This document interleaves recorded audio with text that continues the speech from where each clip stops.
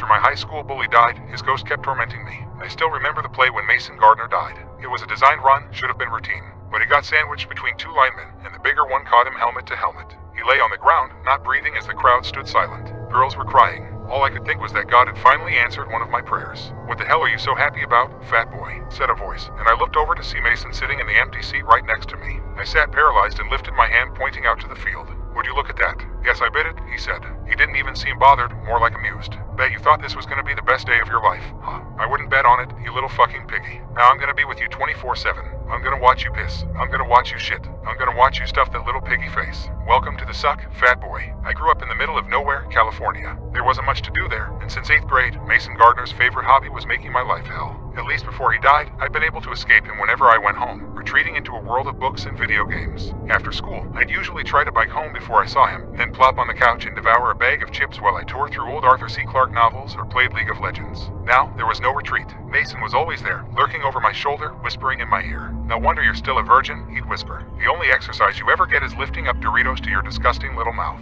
This is even sadder than I imagined when I was alive. I assumed you at least had a friend or something." "I did have a friend," I said, wishing I could hurt him. "Don't you remember? You mean Chippy, that little twink you used to hang out with. That was like 3 years ago. You're still not over that." All through middle school and freshman year, my best friend had been Herman Morales. He couldn't have weighed more than 100 pounds, but he had rounded cheeks like a chipmunk, hence Mason's nickname for him. We'd been pretty much inseparable. After school, we'd play Xbox or watch horror movies. He had wanted to be a director, and he was pretty much addicted to filming everything. Like, he'd set up his iPhone on a little makeshift tripod and let it run for hours, just watching us talk shit while we played League. And then he'd edit it into a little 2-minute YouTube video of all the funniest shit, and we'd get like 40 views. As bad as Mason tormented me, the way he went after Herman had been 100 times worse. Every time he spotted him down the hall, he'd yell, "Homo," at the top of his lungs. I never did find out if Herman was actually into girls or guys. It wasn't something he wanted to talk about. But either way, Mason's taunting got under his skin. It wasn't just verbal insults either. Mason made a point to basically body check Herman if they ever got within 10 feet of each other. Herman would just be walking along, probably taking a video of something going on at school and providing his patented narration. And then Mason would show up out of nowhere and send Herman sprawling onto the floor.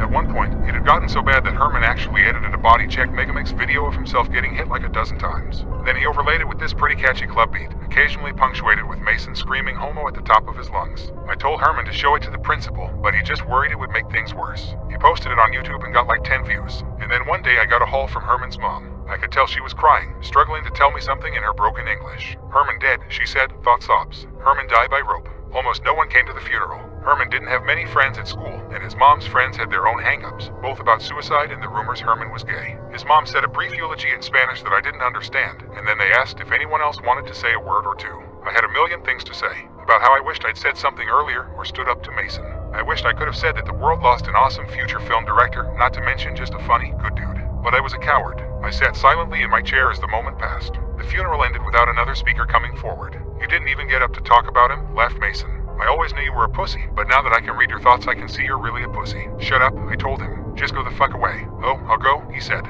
"but not alone. See, I'm in your head now, fat boy. Just like I was in Chippy's. Don't you remember just watching him crumble? Come on, really think." No matter how much he smiled and pretended you could see it.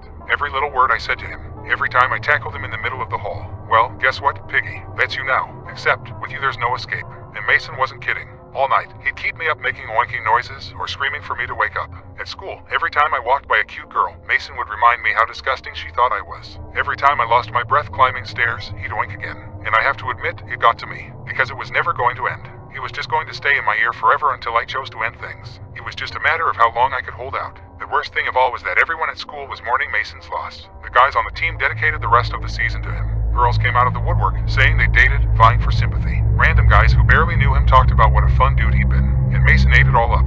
He'd air high-five the guys with his ghost hands and bury his face in the girls' breasts, making motorboat sounds, even as they cried over his loss. "Think they're gonna shed a tear when you come join me on this side?" Mason asked. "They don't even know your name. You're gonna fade from memory in 10 seconds flat, and then in 20 years, they're gonna half remember you as that one fat kid that killed himself senior year." "That's not true," I said, but I could tell my resolve was weakening. That Friday, a school-wide memorial was going to be held during last period, billed as a time of mourning and healing. When they asked for volunteers to speak and share stories about Mason, the list was a mile long. As for me, I got conscripted to run the audio visuals, complete with a slideshow one of his exes had made set to 2 different Coldplay songs. "Good shit," said Mason as we finished watching the slideshow on my laptop.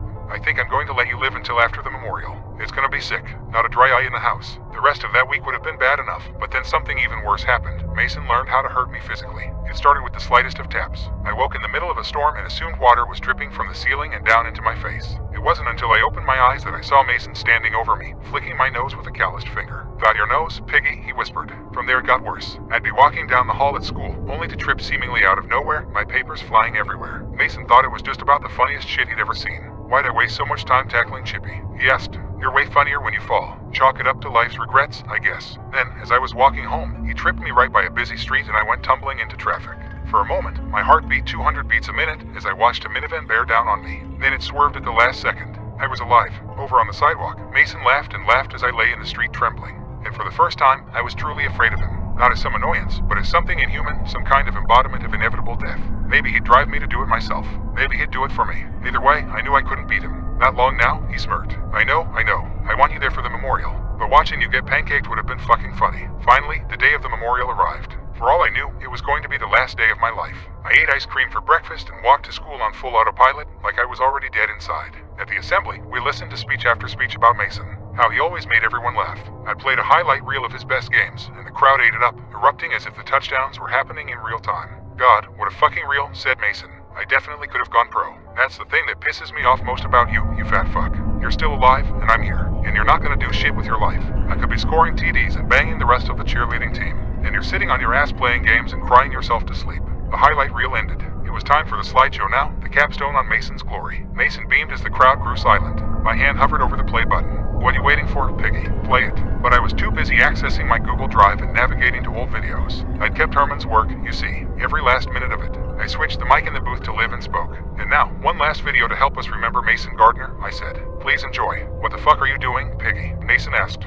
And for the first time since he'd materialized next to me in that football stadium, he looked surprised. Maybe even scared. I hit play on the Body Check Megamix. A different kind of highlight reel played now. Herman's highlights. The crowd watched as Mason tackled poor Herman 24 times, screaming obscenities. Herman's catchy song played as we watched tackle after tackle, hit after hit. The crowd began to murmur and boo, but I just smiled. By the time the assistant principal ran into the booth to shut me down, it was too late. The video had played. Mason's legacy was sealed. For a second, everything was silent. And then I saw one small figure clapping in the back of the auditorium. He shot me a big toothy smile, and then he disappeared. Mason's eyes went wide as he realized who we'd just seen. Chippy. As it turned out, that was the last word Mason ever spoke. For some reason, from that day on, his voice didn't seem to work anymore. He was still there, a lurking presence, but it was like someone had pressed the mute button. I could tell he was screaming, shouting every epithet in the book, but nothing was getting through anymore. The last time I saw him was on the bus as it took me down to Lay for college. He was sitting there next to me like usual, trying to yell, trying to flick at me with completely no effect. And then when we reached the county line, it was like he hit a wall. The bus kept going, but Mason was trapped in place. We moved forward as he sat in thin air, and before I knew it, he disappeared in the rearview mirror.